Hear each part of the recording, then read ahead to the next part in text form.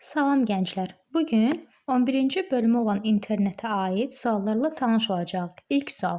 Provider kimdir və ya nədir? Provider istifadəçiləri internet şəbəkəsi ilə əlaqələndirən xüsusi şirkətdir. Yəni doğru cavabımız Y bəndidir. İkinci sual.